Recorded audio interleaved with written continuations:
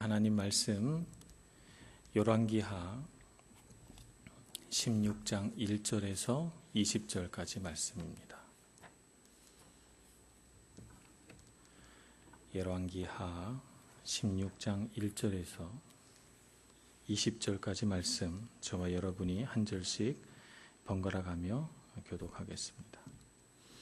르말랴의 아들 베가 제17년에 유다 왕 요담의 아들 아하스가 왕이 되니, 아하스가 왕이 될 때에 나이가 20세라.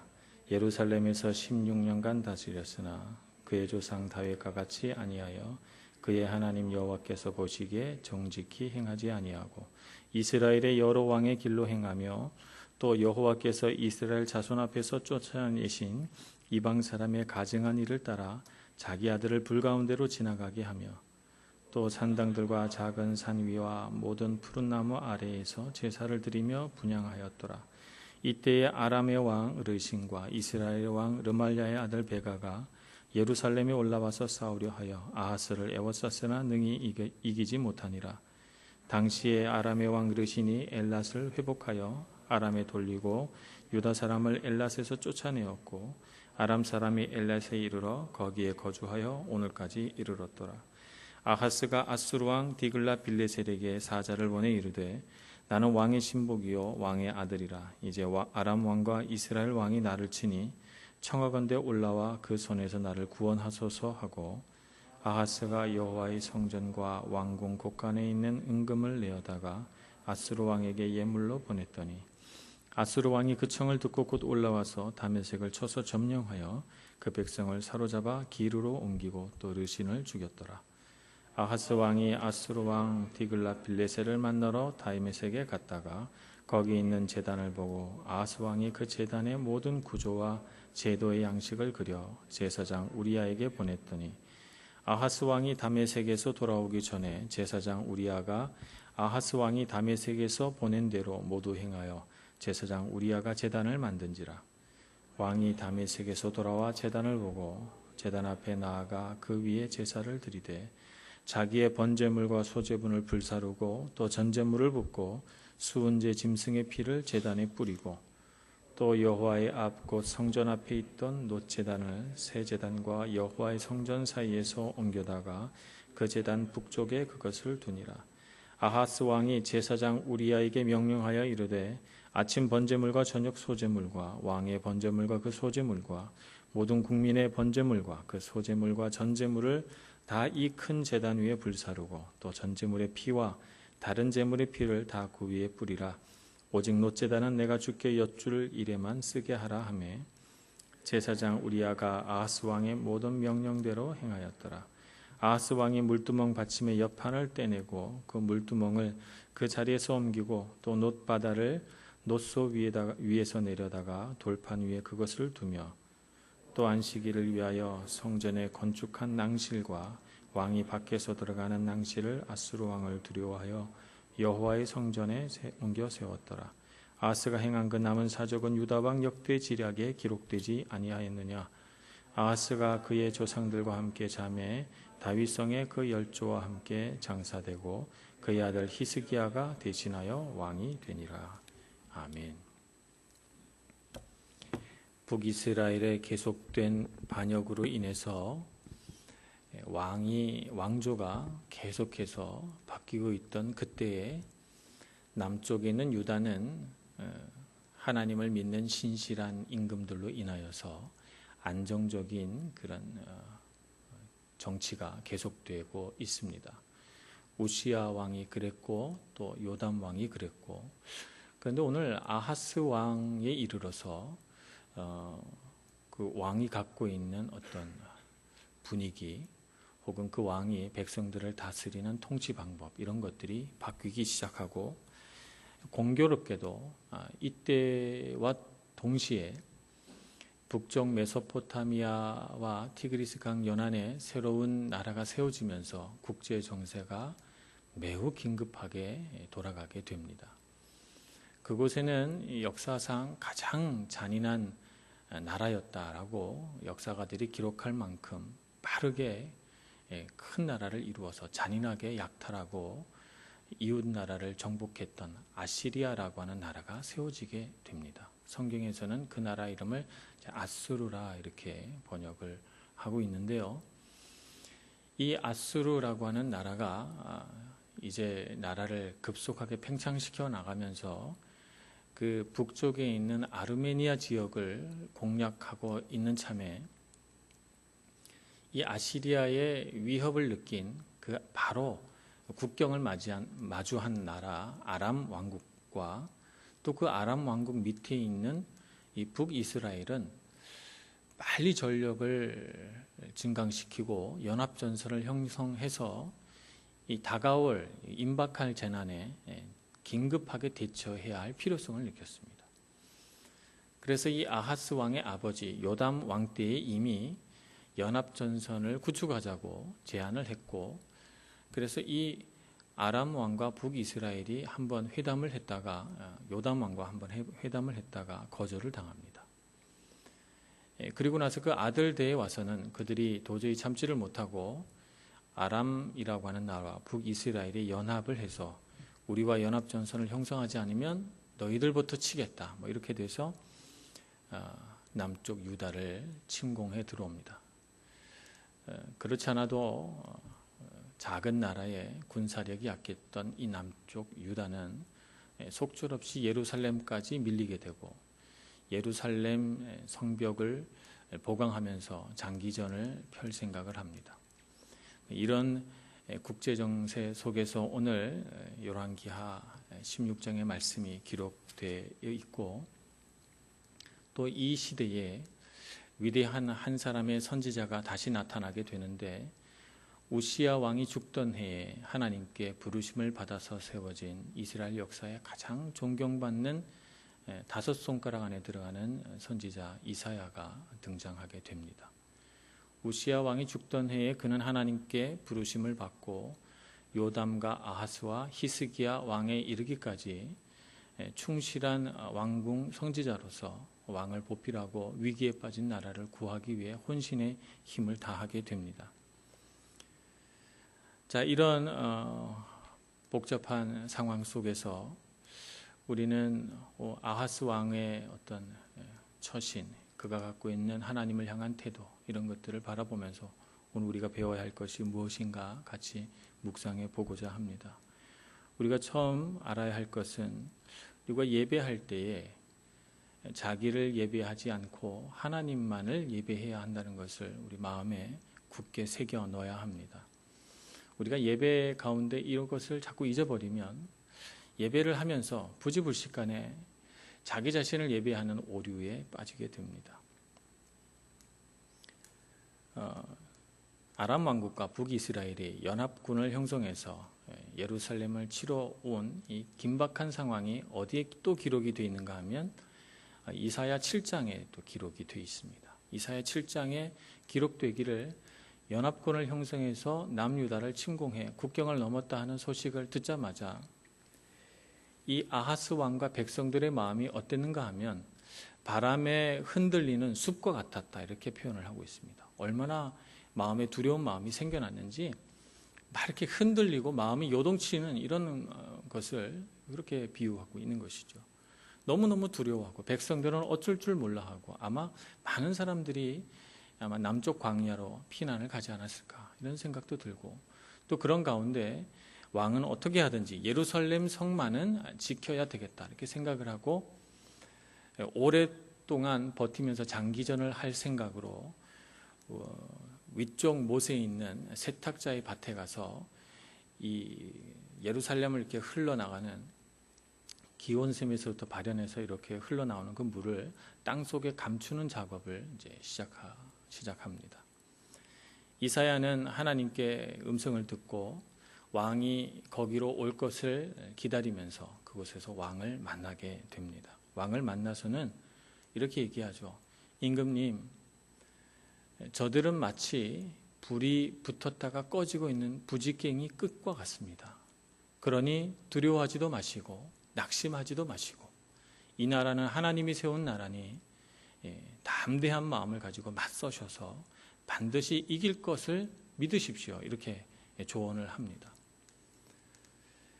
부직갱이 끝과 같다라고 하는 말은 이 두 나라의 운명이 마치 그와 같다는 거예요. 불이 막 이렇게 붙어서 거의 다 탄 뒤에 끝에 불꽃이 조금 남은 이 부직갱이와 같다는 거예요. 두 나라의 운명이 그들의 화려한 전성기를 다 지나가서 이제 불이 탈 대로 다 타서 이제 수지되고 끝에 조금 불이 남았는데, 그러한 꼴을 가진 두 나라를 두려워할 필요가 없다는 것이죠. 실제로 긴 역사 속에서 그 시점을 바라다 보면 이사야가 비유한 이 표현이 정확합니다. 북이스라엘도 몇 왕을 거치지 않아서 완전히 멸망돼 버리고, 아람 왕국도 아시리아에 점령된 후로는 사실은 그 나라의 명맥을 찾기 어려울 정도로 역사 속에서 희미해져 버리거든요. 그러니 정말 이사야가 말한 이 말이 역사가의 눈으로 봐서도 참 정확한 표현이라고 할 수 있는데, 그러나 그 시대를 살아가는 사람들 눈에는 보이지 않는지 어리석은 아하스 왕은 이 이사야 선지자의 위로나 어떤 격려를 마음에 품지를 못합니다. 그의 마음속에 일어나는 두려움을 그는 극복하지 못하고 사시나무 떨듯이 그 마음이 떨리고 괴로워지게 됩니다. 그래서 그는 어떻게 하면 이 나라를 지킬 수 있을까?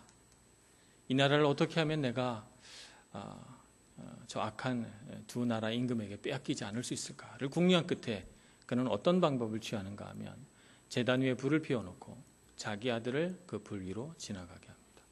말하자면 자기 아들을 번제물로 드리는 것이죠.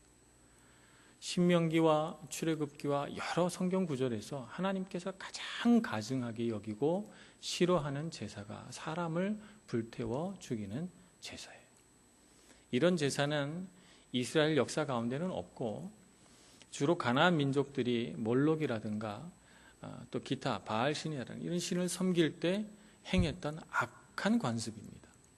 그래서 하나님께서 가나안 땅에 들어갈 때 너희는 제발 그러한 가나안 족속들의 제사법을 본받지 말고 그 가증한 일을 행하지 말라고 성경 안에서 누누이 권면하고 있음에도 불구하고 이 왕은 도대체 어디서 그런 잘못된 법을 배웠는지 급한 마음에 자기 아들을 불태워 죽이고 나라를 지켜달라고 하나님께 구한 것인지 우상신에게 구한 것인지 알 수는 없으나, 그러나 하나님 보시기에 너무나도 죄악된 일을 행하게 됩니다. 우리가 하나님 앞에 예배한다고 할 때 우리가 어떤 마음으로 예배할 것인가, 참 우리 자신에게 좀 진실되게 물어봐야 할 것입니다.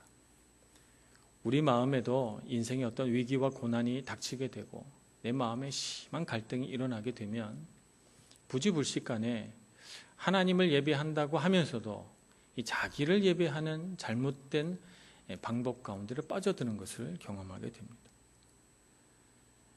그래서 정말 하나님께서 정말 원하시는 것은 하나님을 향한 참된 제사인데, 하나님을 제사하지 않고 자기의 욕심, 자기의 바램, 자기가 쫓는 그 무언가를 향해서 제사하고 예배하게 되는 것입니다. 아하스 왕은 바로 그와 같은 제사를 하나님 앞에 드렸기 때문에 하나님의 진노를 피할 수 없는 불행한 임금이 되고 만 것입니다. 두려움이라는 강을 건너야 또 욕심이라고 하는 그런 우리 한계를 뛰어넘어야 하나님 앞에 제대로 예배하는 법을 배우게 됩니다. 우리 마음속에는 하나님 앞에서 끊임없이 범죄할 수밖에 없는 하나의 죄성이 숨어 있는데, 그것은 바로 자기애라고 하는 죄성입니다. 자기를 사랑하는 것이죠. 정말 우리가 우리의 하나님께서 만드신 하나님의 형상, 우리의 본질을 회복하려면 자기를 사랑하지 말고 하나님을 사랑해야 하나님께서 어떻게 우리를 만드셨고 창조하셨는가를 깨닫고 그 원형을 쫓아가면서 우리의 참모습을 발견하게 되고 정말 자기 자신을 올바르게 사랑하게 되는데, 그런데 우리 안에 있는 죄성이 끊임없이 하나님을 경배하고 사랑하기보다는 내 자신을 경배하고 사랑하도록 잘못된 자기애에 빠지게 만들기 때문에 우리는 자꾸 하나님 앞에 거짓 예배로 나아가게 됩니다. 하나님 앞에 진실된 예배, 하나님을 예배하지 않고 자기를 예배하는 그 예배는 두 가지 곳에 뿌리를 받고 영양분을 섭취하게 됩니다. 하나는 욕심이라고 하는 것에 뿌리를 받고 영양분을 섭취하고, 하나는 상처라고 하는 것에 뿌리를 받고 영양분을 섭취합니다. 그래서 내가 이루고 싶은 거, 그거 포기하지 못해요. 내가 붙들고 있는 그것, 그걸 포기하지 못해요. 하나님이 정말 네가 나를 경배한다면 네가 붙들고 있는 그거, 너가 정말 좋아하는 그거, 그것도 포기할 수 있겠니? 라고 물어볼 때 우리 포기하지 못합니다. 하나님, 그건 안 돼요. 하나님, 제가 이것 때문에 주님께 예배하잖아요. 이것 때문에 주님께 기도하고 있잖아요. 라고 아뢰면서 제발 그걸 이루어 달라고 하나님께 기도합니다.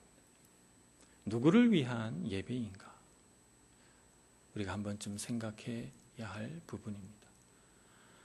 또 우리가 인생을 살아가다 보면 다른 사람의 죄로 인해서 우리가 상처를 받게 됩니다. 상처는 이 세상에 아무도 나를 보호해 줄 사람이 없기 때문에 내 스스로 나를 방어하고 보호해야 된다는 그런 마음입니다. 다른 사람 때문에 우리 안에 상처가 생겼고 아픔이 생겼고 두려움이 생겼지만, 그러나 어느새 그걸로 마음의 담을 쌓고 자기만 생각하는 병든 사람으로 우리가 있게 됩니다. 그렇기 때문에 상처에 뿌리 박으면 자기를 예배할 수밖에 없습니다. 하나님 앞에 금세 원망이 터져나오고, 하나님께서 나를 위해 주시 않으시면 하나님을 경배할 수 없다는 이런 마음이 상처 속에서 우러나옵니다. 그래서 자꾸 자기를 예배하게 되죠. 그래서 이 뿌리를 잘라내야 됩니다. 이 뿌리를 잘라내고 예수님처럼 내 원대로 마시고 하나님 원대로 하게 해달라고 기도할 수 있는 사람. 그래서 자기 안에 있는 것들을 포기할 줄 아는 사람. 내가 정말 소중하게 여기는 것을 포기할 줄 알아야 됩니다. 하나님이 원하는 참된 제사는 아하스 왕처럼 자기가 가장 소중하게 여기는 것, 네가 소중하게 여기는 것 아들이냐? 아들을 바쳐라. 하나님 그렇게 말씀하지 않으세요. 하나님께서 정말 받기를 원하는 제사는 내가 소중하게 여기는 재산이라든가 아들이라든가 무슨 명예라든가 이런 걸 바치라는 것이 아니고, 하나님이 받고 싶은 것은 내 마음입니다. 네 마음을 내게 줄 수 있느냐? 너가 정말 너의 고집을 꺾을 수 있으며, 너가 정말 원하는 것을 내 앞에서 포기할 수 있으며, 너가 정말 옳다고 생각하는 것을 내가 아니다라고 말하면 그 말에 순종할 수 있겠느냐고 우리에게 물어보는 것이죠. 그렇게 자기를 깨트리고 자기를 무너뜨리고 자기의 생각을 내려놓는 것이 예배지, 내 생각을 고집하고 내 것을 포기하지 못하고 내가 움켜쥔 것을 여전히 움켜쥔 채로 하나님을 예배하려고 하면 그것은 예배가 되지 않습니다. 하나님이 바라시는 참된 예배는 자기중심성, 자아를 무너뜨리고 하나님을 바라보고 하나님을 갈망하고 하나님 앞에 나아가는 것입니다. 그렇게 해야 하는데 안타깝게도, 정말 안타깝게도 아하스 왕은 그렇게 하지를 못하고 오히려 그 나라를 아수르 왕의 손에 바칩니다. 성전에 하나님께 예배하려고 만들어 놓은 그 수많은 기물들을 다 가지고 아수르 왕을 찾아가 그의 손에 그 은금 온갖 성전 아름다운 기물들을 다 바치고 그 나라조차도 아수르 왕에게 바쳐 나는 당신의 아들이요 당신의 신복이라고 말합니다. 이 나라를 누가 세웠습니까? 하나님께서 기름 부어 세운 사울 왕과 다윗 왕을 통해서 세웠고, 그 나라는 하나님 나라지 아하스 왕의 나라가 아닙니다. 그런데 마치 자기 나라인 것처럼 행세하고 그 나라를 감히 아수르 왕의 손에 바쳐버리는 것이죠. 자기 중심성을 가진 사람은 이와 같이 어리석은 행동을 하고도 그 행동이 참으로 어리석다는 것을 깨닫지 못합니다. 우리는 인생을 살아가면서 우리 나름대로의 왕국을 건설하고 살아갑니다. 다 자기 나름대로 자기 나라를 건설합니다. 내가 영향력을 발휘하는 삶의 영역, 내가 맺는 인간관계의 어떤 영역들, 내가 구축한 삶의 어떤 수준까지 우리가 많은 부분에 있어서 자기 나름대로의 왕국을 건설하고 살아갑니다. 그 왕국에 있어서 왕은 납니다. 내 자신이죠.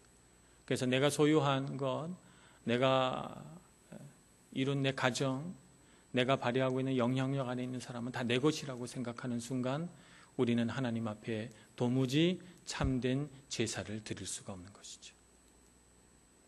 내게 주신 이 모든 것들이 다 하나님의 것이고 하나님의 나라고, 나는 그저 이 모든 것들을 허락하신 하나님의 은혜 가운데 청지기일 뿐인 것이죠. 그것을 깨닫고 하나님 앞에 진심으로 마음과 생각과 자기 뜻을 굽혀 경배하지 않는다면 하나님 앞에 참된 제사를 드릴 도리가 없습니다.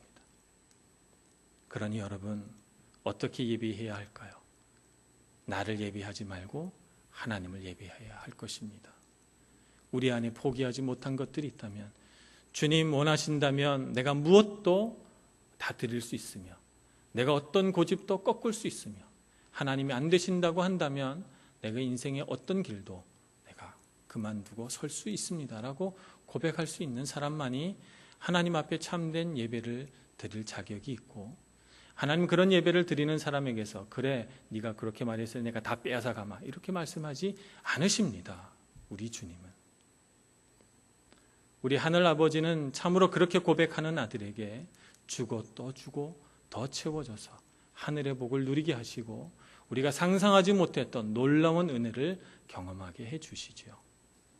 하나님은 우리 마음을 받기 원하십니다. 그러니 마음을 굽혀 주님을 진심으로 경배하시는 여러분 되시기를 간절히 축원합니다. 그러면 어떻게 하면 하나님께 예배하는 그 순전한 예배를 드릴 수 있을까? 하나님의 임재를 경험해야 합니다.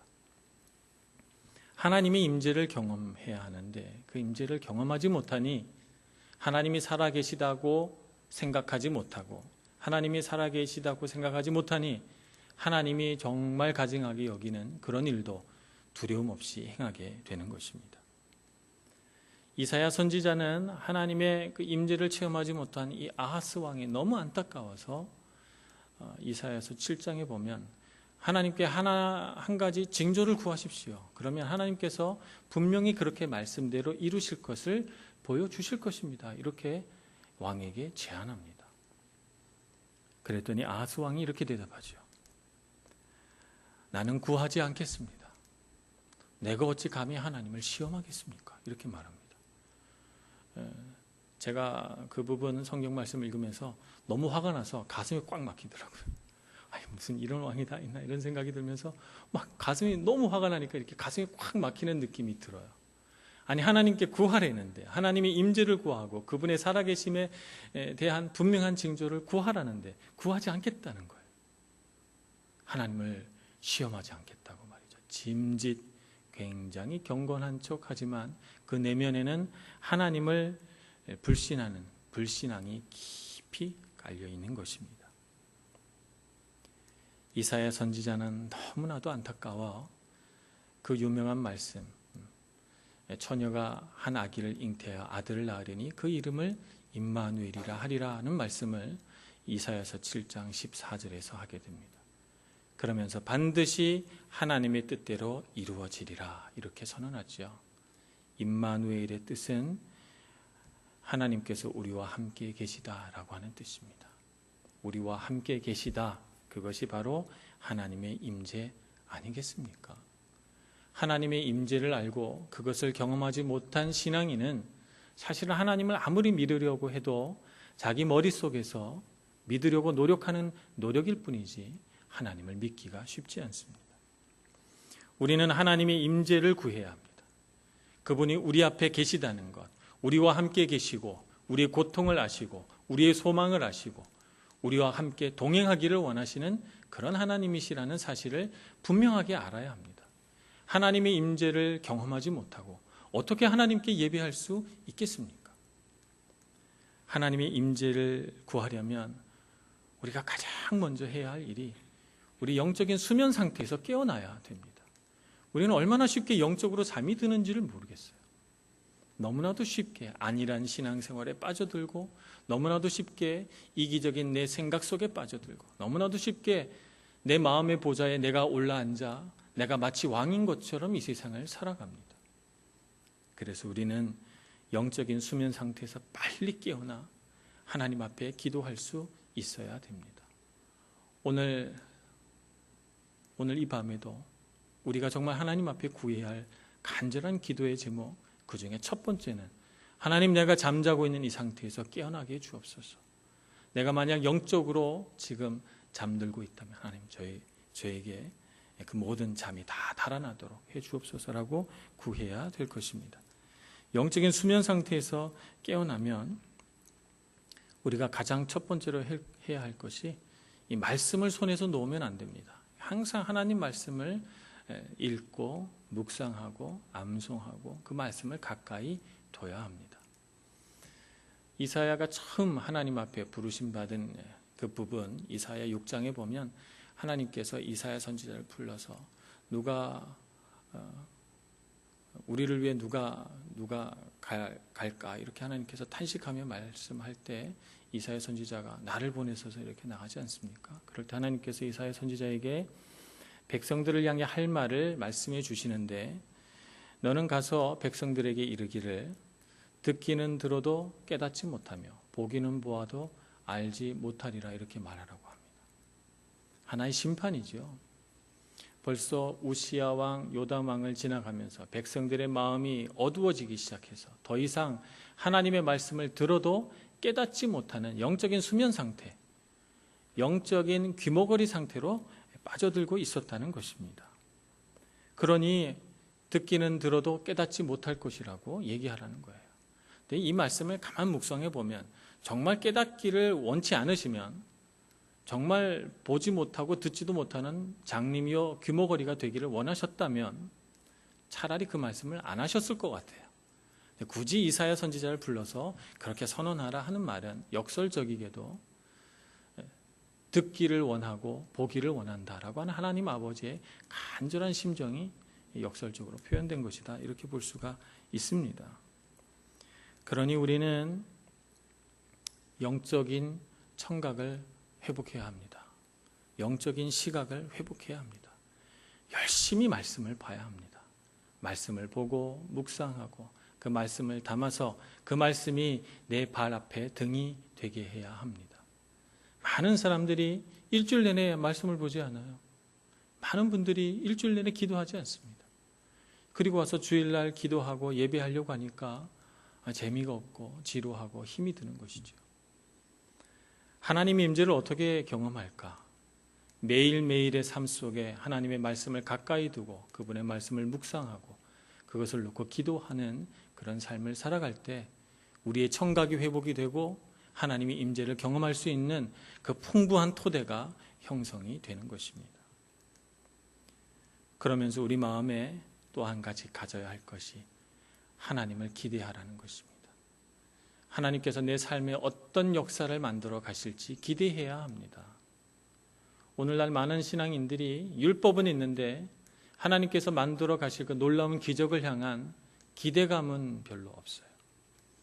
그러다 보니까 열심히 말씀대로 살려고 하는 분투는 있는데 과연 그렇게 살았을 때 내 삶에 뭔가 놀라운 하나님의 일들이 만들어질까라고 하는 기대감은 적은 그런 신앙생활을 하고 있는 것입니다. 그러므로 우리는 말씀을 날마다 묵상하면서 우리 안에 그 갈망을 점점 키워가고 하나님께서 내 삶 가운데 무엇을 이루어내실까라고 하는 그런 기대감, 그런 기쁨을 채워갈 수 있어야 되겠습니다. 오늘 주님 앞에 예배하고 기도하시면서 그런 기대감 때문에 마음이 설레고 하나님의 임재를 경험하는 은혜가 있고 눈물이 있는 저와 여러분 모두가 될 수 있기를 간절히 축원합니다. 기도하겠습니다. 은혜가 많으신 하나님, 여전히 죄 가운데 묶여 있어 하나님을 경배하지 못했던 저희들의 지나간 시간들을 주님 앞에 회개합니다. 주님 오셔서 그리스도 예수의 보혈로 죄에 묶여 있는 우리 마음의 문들을 활짝 열어주시고 하나님 그 사랑 안에 있는 은혜를 알고 정말 주님을 간절히 바라고 주님의 임재를 원하여 주님 앞에 참된 예배로 참된 제사로 나아가는 저희들 되게 하여 주시옵소서. 예수님의 이름으로 기도합니다. 아멘.